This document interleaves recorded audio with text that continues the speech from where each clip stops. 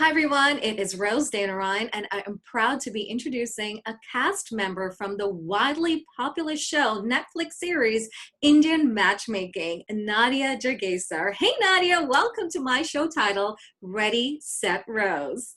Hey, how are you? I am good. Are you ready? I'm ready.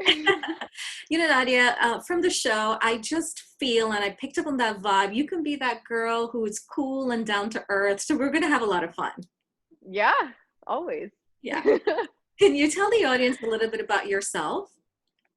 Yeah, so born and raised Jersey girl.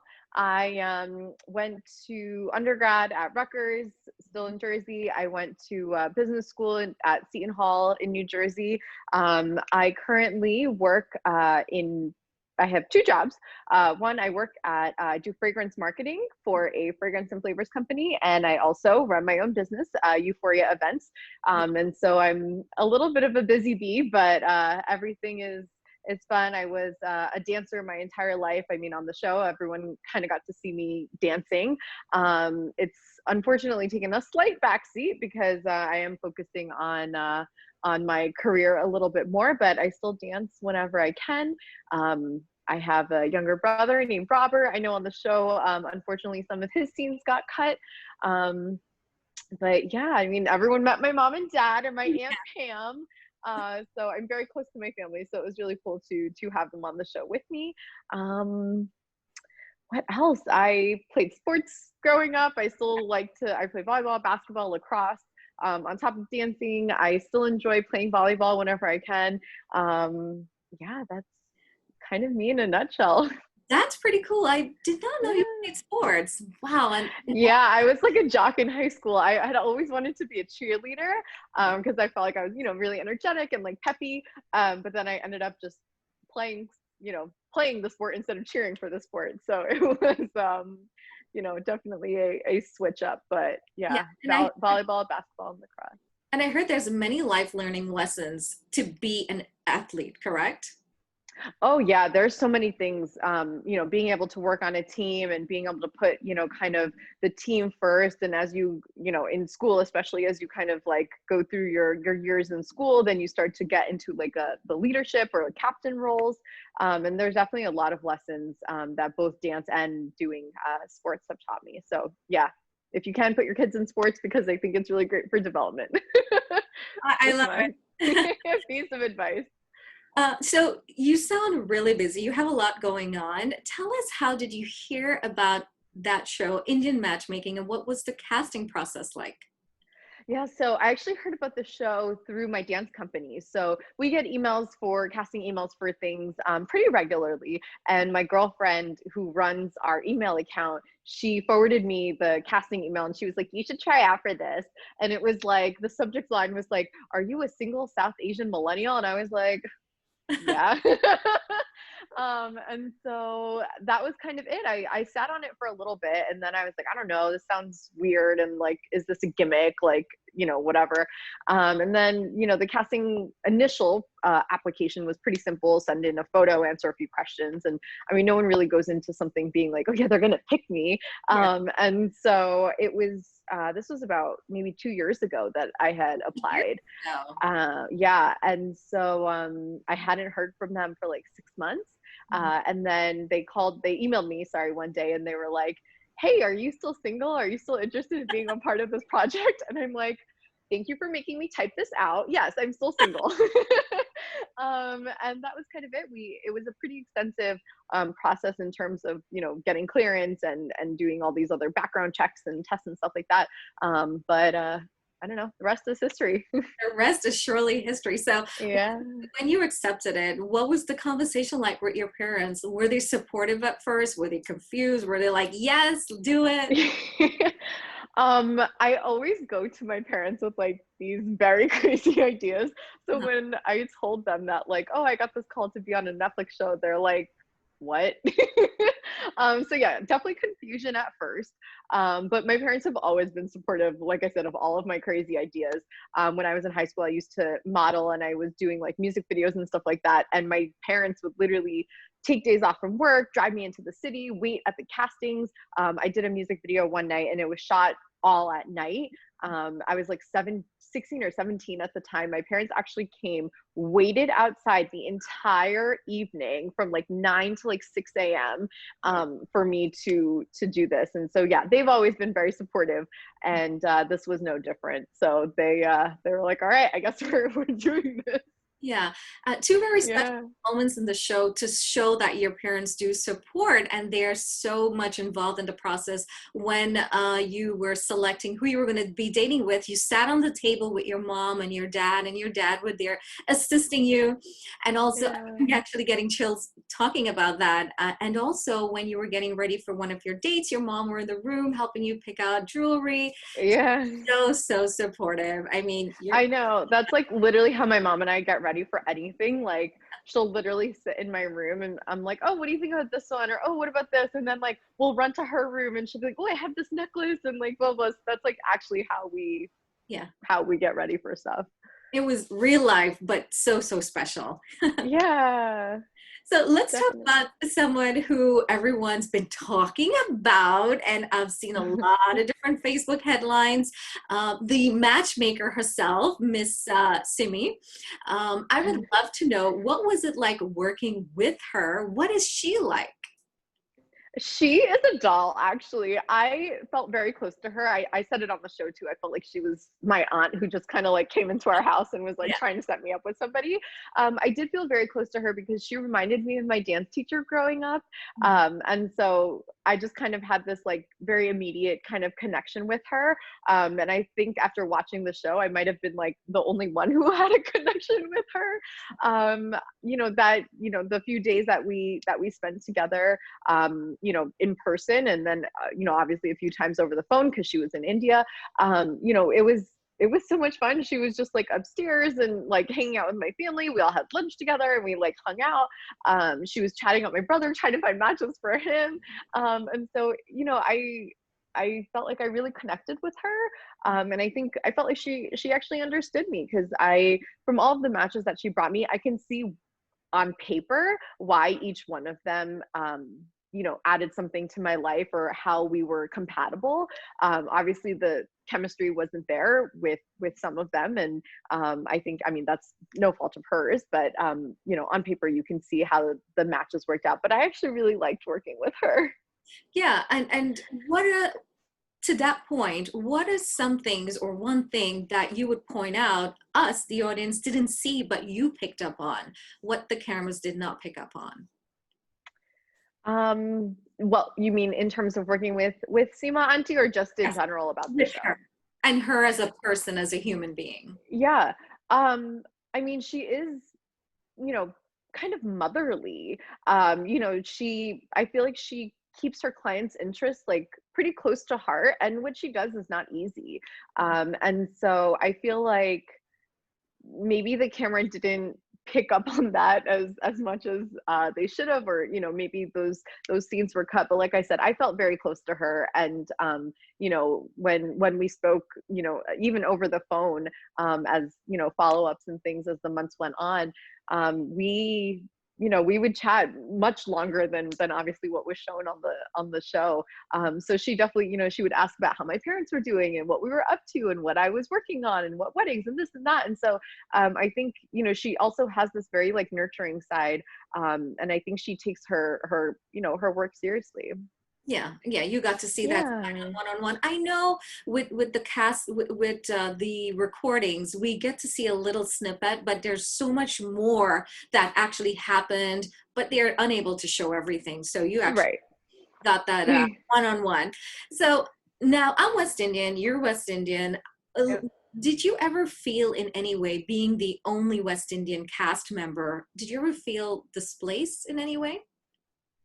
I wouldn't say displaced on the show. I'm actually so proud that they chose to highlight a West Indian person as part of an Indian show, Yes.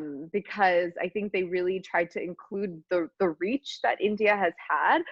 So that was very cool for me. I would say the displacement comes more so in my real life, when ex-boyfriends of mine would be like, oh, well, you're not Indian, so like we can't date, or oh, you're not Gujarati, so like sorry, like Yeah. I want to marry a Gujarati girl, or oh, you're this, or oh, you're that, or oh, you're not really this or this. And I'm like, I'm still a freaking person. Like I'm still a good person. So who cares like what I am, or where my family came from, or what music we listen to, or what costumes we wear on the road? Like who cares? Yeah. I just never understood the need for the differences, or to highlight those differences as the reason why someone doesn't want to be with me. So I think that's kind of where the what was the word that you used? The Displacement. displacement. Yeah, I'd say that's where the displacement came from, but not really much from the show. On the show, it was more about my, I guess, luck in finding someone, not me finding someone who was Indian, but someone who's Indian being able to accept me. And so I think that was the struggle. And I mean, we see that some people had more of an issue with it than others, but you know, it is what it is. Do you find that people, do you get that now that you are known on the show, do you get fans messaging you about that, or it's just other things they message you about being the only West Indian? I'm, yeah, sorry, I got a call. I have gotten so many DMs about like, I'm Guyanese, or Yeah. I'm Trini, or I'm this and this, or I'm South African and my family is Indian, or I'm from Fiji and my family is Indian, or I'm living in Holland and my family is Indian.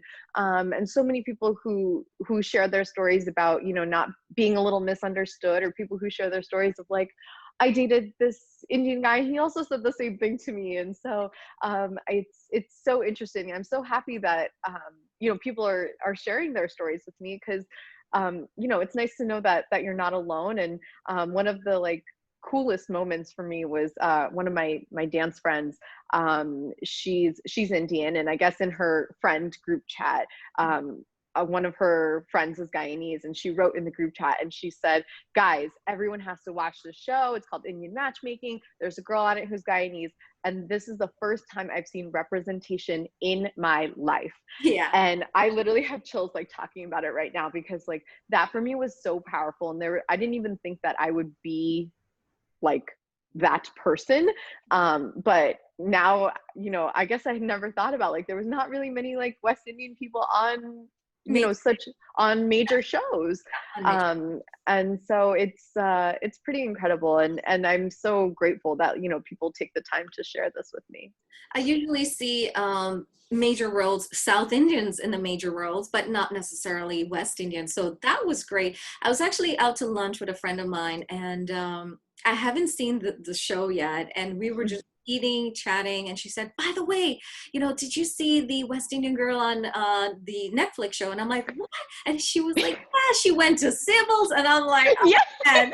The next day I turned it on and I couldn't stop watching it. And I'm like, if you Oh. didn't tell me that, it would have been such a great surprise just to see you come in the film. Yeah. But I thoroughly enjoyed seeing you. Now, coming Oh, back to thank the you. point where, you know, East Indians don't necessarily are aware of that West Indians can trace our lineage back to India. What would you Hmm. say to East Indians who are unaware of that? And that's um articulately, because that I could say it in other ways. Yeah, I was like, I have a very snarky answer that I could think about. But I would say my my biggest piece of advice is like, we have such resources now.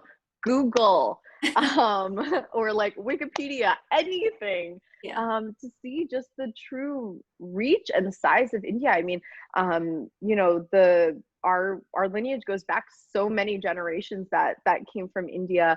And it's hard. I mean, I'm not sure if it's like ignorance that people haven't like thought about, oh, I'm Indian, but like there's so much more reach outside of mainland. I don't know if it's like their parents just maybe teach them, oh, like if you're not from India, like it doesn't even matter if your lineage is Indian. I don't know what it is, but I would say just like Read up on throw West Indian into Google and take some time to sit there a little bit and see what comes up, because it's such it. a rich history. Yeah, I love that. Educate yourself. Yeah. Okay, so let's talk about something also just as fun, love. Okay. Yeah, is this the first time you tried a popular professional matchmaking, or was this something new? Yeah, no, this was the first time I've tried matchmaking. I've tried the apps. I've tried having friends and family set me up. I've tried Yeah. meeting people myself, sliding into DMs, like nothing is working, nothing was working. And so, yeah, this was, when the opportunity came around and it happened to be a matchmaker, I was like, I mean, can't be any worse than, than what I've been finding myself. And my hope was that if someone is approaching a matchmaker, that they are just as serious or kind of in the same like place as I am, looking to settle down or a little bit more serious. But yeah, this was my first time using a matchmaker. Yeah, so what actually made you say yes to doing the show?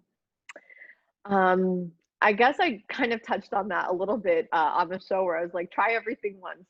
Yeah. And so there was really like nothing to lose. Honestly, I mean, I had said this in other interviews.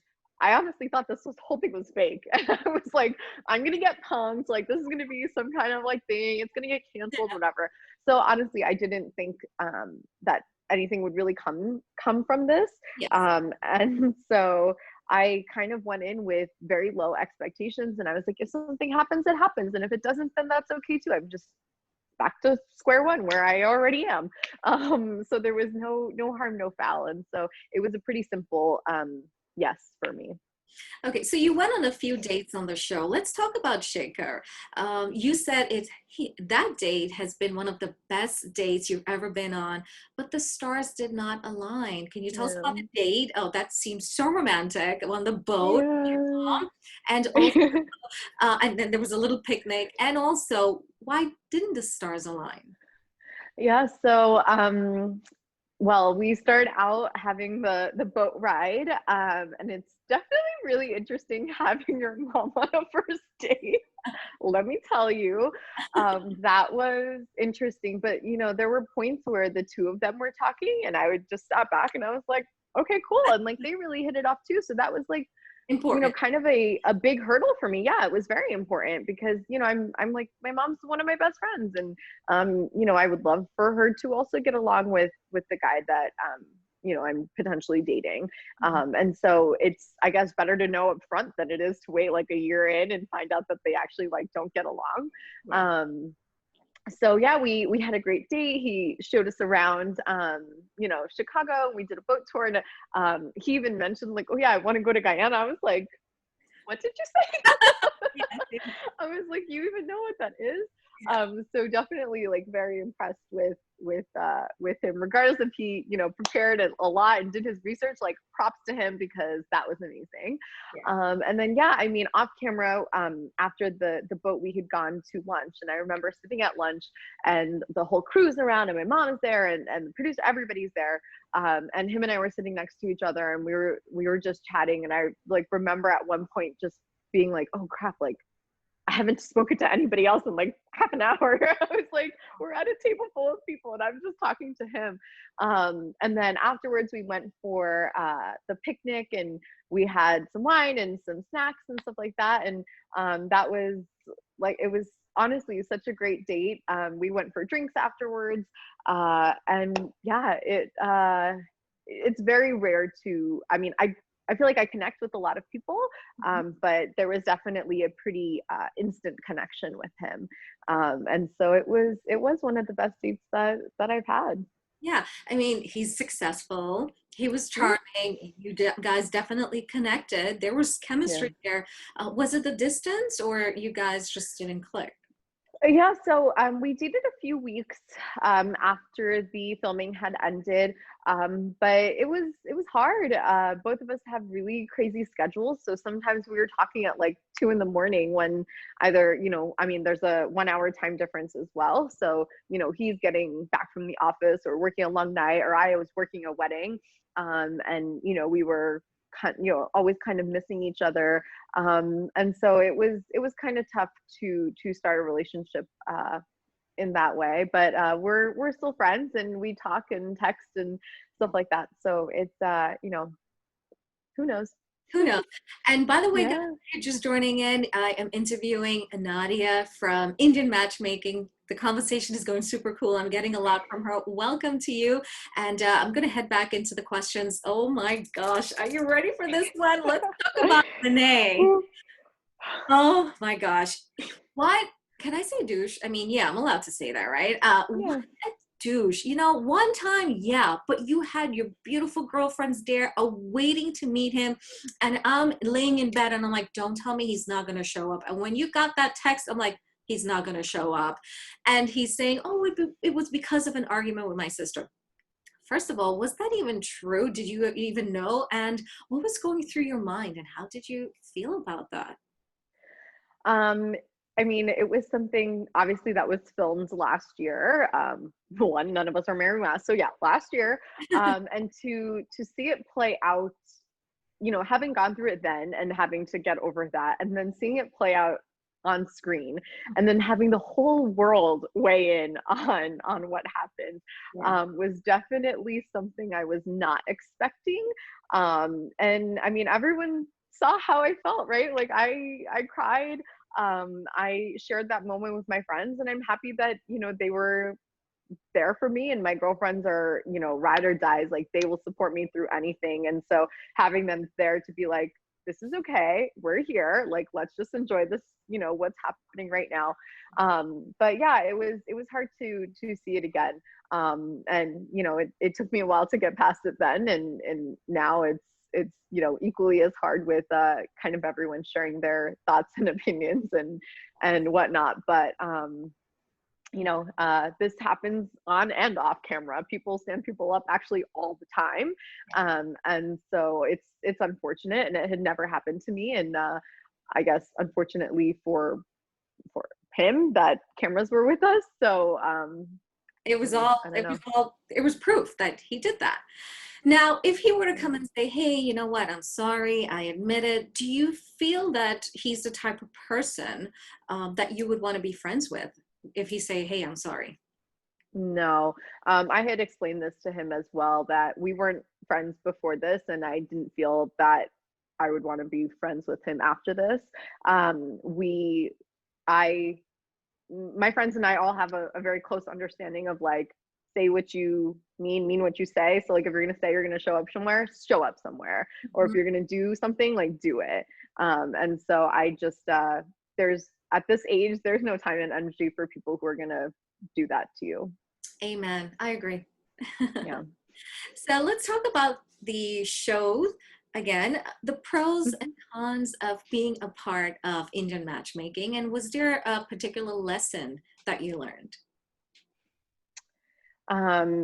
I would say the lesson, or the biggest lesson that I took away, was that I think obviously from the concept of the show of matchmaking, is that what Seema Auntie does is not magic. And what she's not going to just the first person she throws you is not going to be, or chances are might not be, your husband.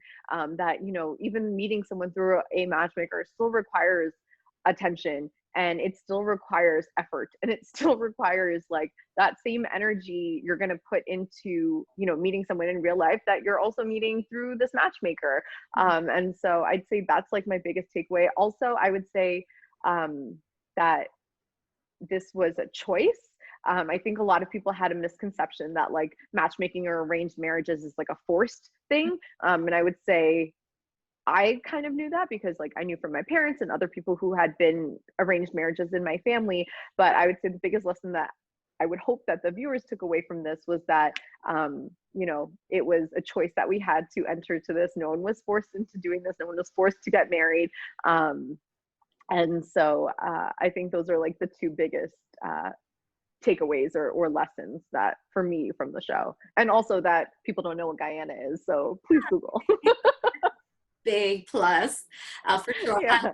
Putting Guyana on the map on a show that everyone was talking about that week that it aired. It was just people were sharing their thoughts. You got to see this.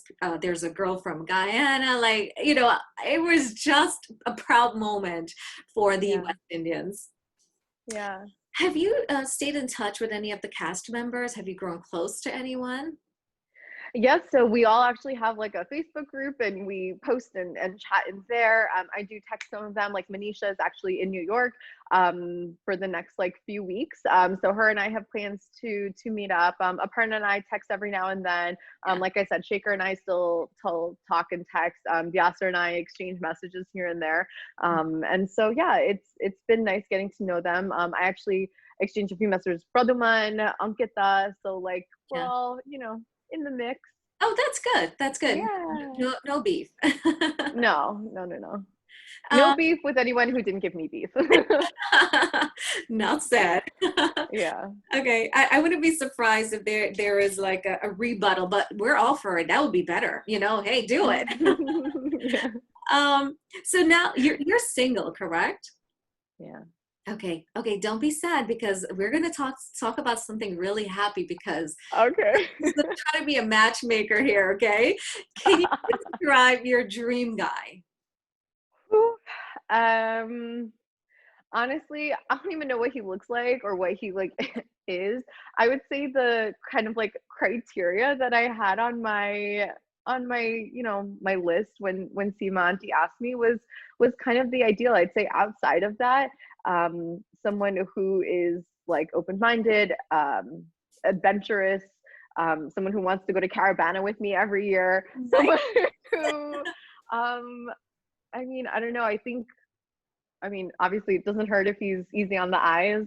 Um, but I don't really know if I have like, and I don't even know if I know what my ideal guy looks like. But for right now, I think the criteria on the show and those few tidbits are probably it. Oh, if he can dance, that would be nice too, All because right. I'm a dancer. So yeah, Sure.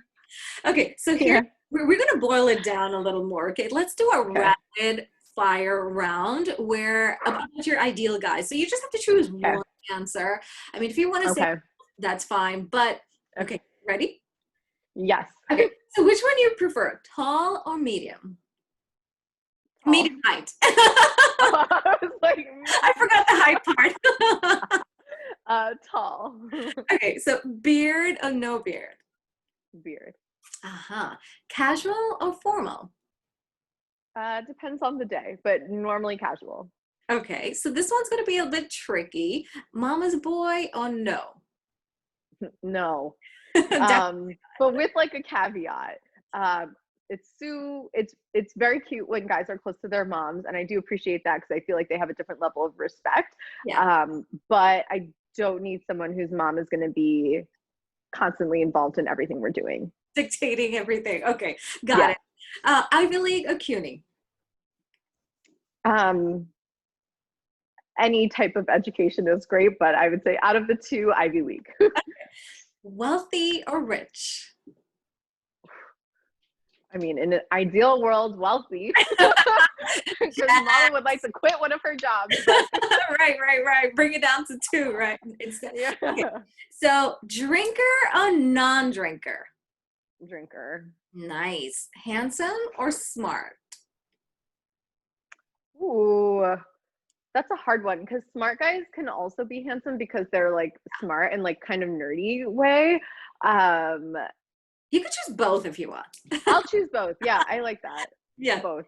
Okay, Yeah. great. So, guys, now you have an idea of exactly what she's looking for. So please check her out on Instagram. And by the way, speaking about Instagram, you just got verified. How are you adjusting to this newfound fame? Girl, I am barely adjusting right now. It's honestly been such a roller coaster. I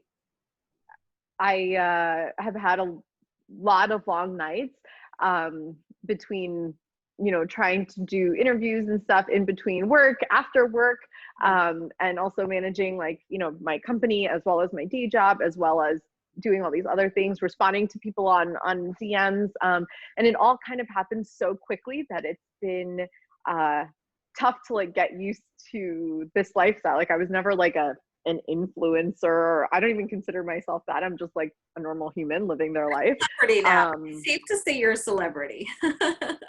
It's pretty mind-blowing. So I'm just gonna leave it at that. But I'm slowly trying to adjust, and some days are easier than others. But for now, I'm enjoying the ride as much as I can. Nice. So you Yeah. talk about two jobs. I really want to touch on your event company, your event planning company, your Foray Events. Can you tell us about that?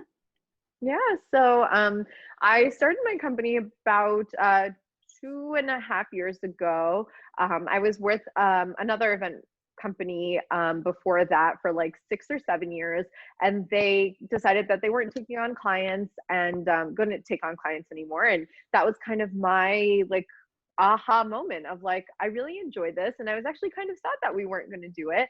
And so I had just graduated business school, and I was like, I'm going to start a company. Yeah. And so it was born. And, I absolutely love, planning people's weddings. And I say it on the show too. I like sickly enjoy what I do, where like I'll be up until like 1 or 2 in the morning, like doing, itineraries or like putting gift bags together or like, doing different tasks. Because the look of like happiness and satisfaction on my client's face at the end of the day, like during their wedding, is honestly everything. Yeah. And by the way, I am a professional MC, and Oh, I MC a lot of weddings. And you know what?